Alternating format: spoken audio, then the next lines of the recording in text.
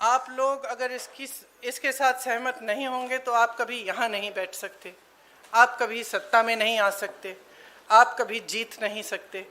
और इससे बहुत साफ हो गया कि इनकी मंशा क्या थी। हम सब थोड़ा चौंके हुए थे कि अचानक ये सत्र बुलाया जा रहा है, विधानसभा चल रहे हैं 2 प्रदेशों में, अभी अचानक बुलाया जा रहा है, बड़ी जल्दबाजी की जा रही है। किसी को मालूम नहीं था एक दिन पहले तक कि क्या आने वाला है, मसौदे में क्या होगा। मसौदा सार्वजनिक करते हैं सिर्फ एक दिन पहले, ताकि हमें समय भी नहीं मिलता।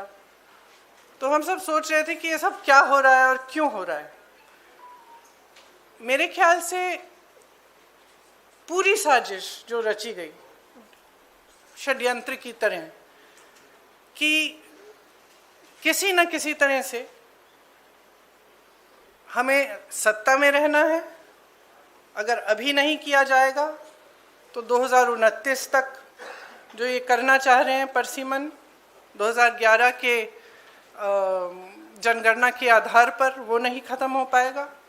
तो ये सब करने के लिए एक तरह से प्लान बनाने के लिए कि परमानेंटली हम सत्ता में कैसे रह सकते हैं और कैसे करें, महिलाओं का इस्तेमाल करके महिलाओं के नाम पर हम आरक्षण लें।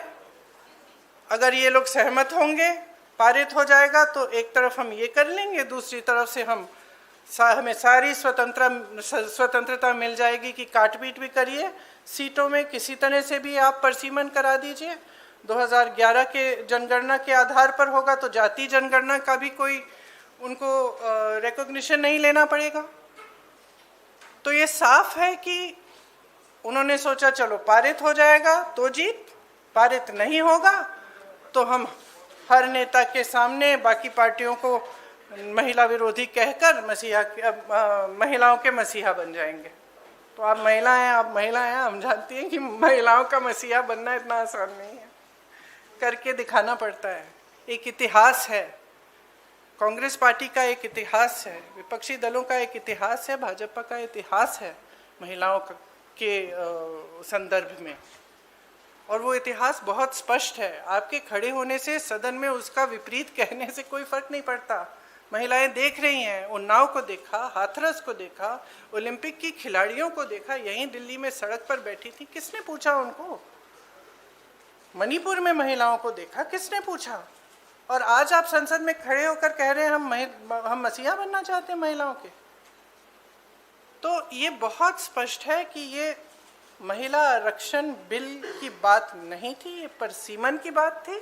और परसीमन इनको इस आधार पर करना था जिसमें इन्हें जाति के आंकड़े नहीं देखने की ज़रूरत होती और अपनी मनमानी करने की पूरी स्वतंत्रता मिलती।